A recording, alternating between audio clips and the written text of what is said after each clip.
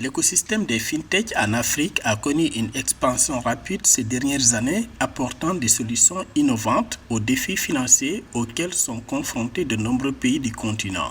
Grâce à l'adoption croissante des technologies numériques et à l'essor des services financiers mobiles, les fintech ont réussi à conquérir un marché en pleine expansion. Selon le rapport de McKinsey & Company publié le 24 octobre 2023, cette tendance ne fera que s'accentuer dans les années à venir. Avec une croissance moyenne annuelle de 30%, les fintech africaines devraient multiplier leur chiffre d'affaires par plus de 6 d'ici 2028. Cette performance exceptionnelle est principalement attribuée à l'augmentation de l'accès aux services financiers et à la démographie favorable et à l'innovation technologique. C'est donc un apport conséquent que cette fintech apportera sûrement, lentement, mais quand on voit la croissance de 30%, l'on commence quand même à comprendre que dans tous les domaines, le numérique est en train de prendre quand même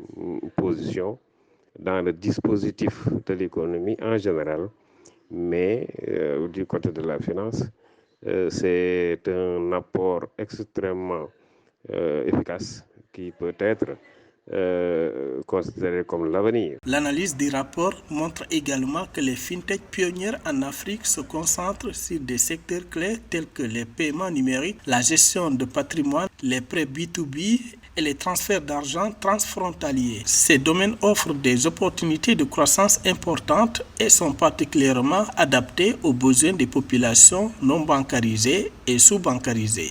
Aujourd'hui, on constate effectivement l'augmentation exponentielle des demandes de financement, surtout pour les jeunes entrepreneurs. Et donc, la FinTech devient un instrument, un outil extrêmement puissant, mais très efficace pour aller à la rencontre d'une cible qui très souvent n'a pas accès à ce financement classique.